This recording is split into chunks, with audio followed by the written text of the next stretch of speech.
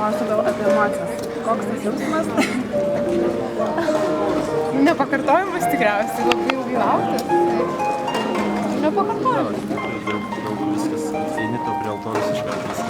Kojos rankos dreba? Kojos rankos dreba, viską prisimeni, emocijos kyla. Ir širdies, tai tikrai neapsakomas jausmas labai džiugu. O kiek jūs laiko jau kartu tiesiog dažniausiai? Nu, jau 8 metų. 8.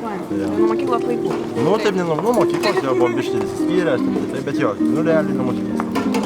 O kada įvyko sužadėtuvės? Prieš metus su pusę. Kaip įvyko gal truputį? Taip, gražiai, žiedas yra romantiškai. Prieš varžybas. Kelios valandos prieš varžybas. Prieš varžybą? Tikrai nesitikėjau. Aha. Kaip ruošiate šitam? Aš žinau, kad labai svarbu buvo kokybė, ne kiekybė ir tiesiog labai dėmesį kreipiat į akcentus įvairiausius. Labai, ne, pirmiausia buvo dėmesys skirtas tikriausiai pagalbininkiai. Ir turėjau išsirinkti žmogų, kuriuo pasitikiu 100%. Ir mūsų organizatorė, aš ją pažįstu nuo vaikystės irgi. Tai aš žinojau, jinai mane pažinojo, aš pažįstu ją ir buvo labai lengva dirbti, nes žinojau, kad aš noriu, kad viskas būtų ne tik, kad šiaip gražu, bet tiesiog būtų kitaip. Ir visiems būtų šventė, ir visiems būtų... Artimiausiai mūsų žmonėm, kurie galėtų mums pasidžiaugti šventę. O kas buvo svarbiausia, kad prasme, įkaltų daugiausiai, kokias detalės labiausiai? Vienas į kitą.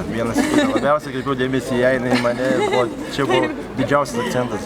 Vienas kitą puoselėti iki vestuvių ir kad būtų žingsnis pirmyn į mūsų gyvenimą. Kalbant apie organizaciją, pirminį, nežinau. Organizaciją? Apie suknelę tada truputį papasakoti. Žinau, kad ilgai kūrėte pati.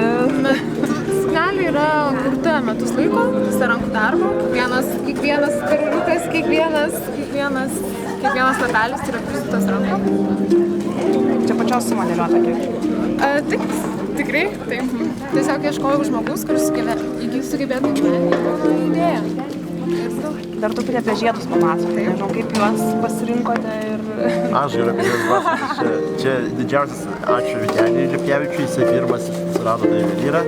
Jisai pirmas susižadėjo, tada Adas perėmė, aš tada perėmiau ir mes visi kartu pas tą patį juvelyrą ir taip vis atkeliavo. Biškai mums davė streso, biškai vėlavo tas žiedas, bet viskas laiku ir gerai, tai sąrašas, nuo augito sąrašo tikiuosi, tai ta prasme, nenorėjau nieko skubinti, žiūrėsim, jeigu sąrašai mano pavardės nebus, tada gal išvažiuosim, o dabar jeigu atsirastų jinai, tai aš tiesiog norėsiu ruoštis, nes tai prasme irgi didelis šansas ir noriu būti pasiruošęs.